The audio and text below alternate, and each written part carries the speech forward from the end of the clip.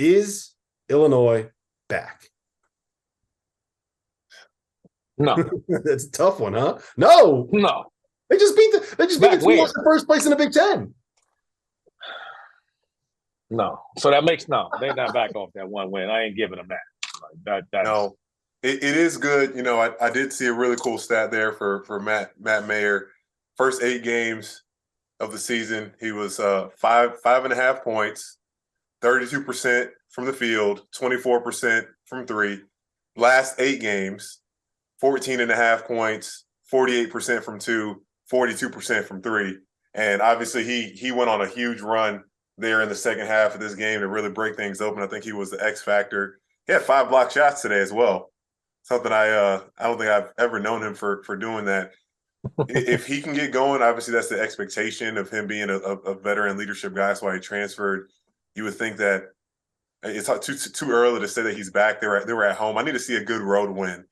That's always the test for me. I need to see a team that's trying to come back to their groove and find it. And you don't have to necessarily win on the road, but in my mind, but I need to see a competitive, tight-knit game where you just show up. If he goes on the road next game and has 2 points, I'm going to be like, oh man, nah, that ain't it. So Hey, I won't say Nebraska's out Illinois here is back catching yet, but strays. they look good Man. for the most part. But you're playing against a Michigan State team that was 0 for 7, and I'm sure you didn't account for that, Rob. That Michigan State would be 0 for 7 in a 40-minute collegiate Division I basketball game in the Big Ten. Well, no, in the Big Ten, I would expect it because they don't understand modern basketball in the Big Ten. They're big into these low post guys. You know what, Patrick? You would have been a great Big Ten basketball player back in the day. You would have thrived in that. oh man. No, in all seriousness, I do think that I don't want this to sound too harsh, so I'm going to try to kind of measure my words here, but I think that they are a better team without Sky Clark there for a couple of reasons. One, I think you got a ball dominant point guard when without him, you can kind of let like Terrence Shannon be Terrence Shannon. And then all of a sudden Matthew Meyer becomes the second guy. And then you can run offense through Coleman Hawkins. But the bigger part to me is on the defensive end, RC. You get rid of a guy that was getting he was getting exposed. He's not there for his defense.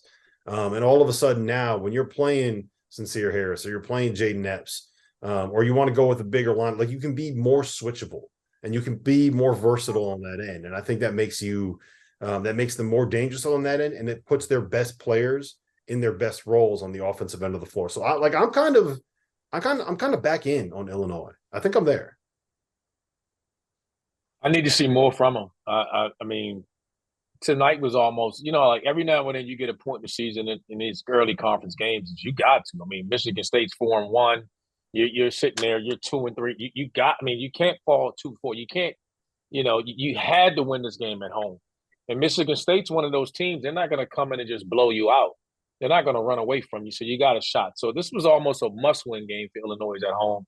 And kudos to them. They won, but they've been so inconsistent, so up and down. You hear so many stories coming out of their locker room, guys not getting along, whatever it is.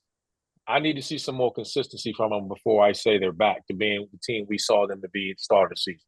Mm-hmm.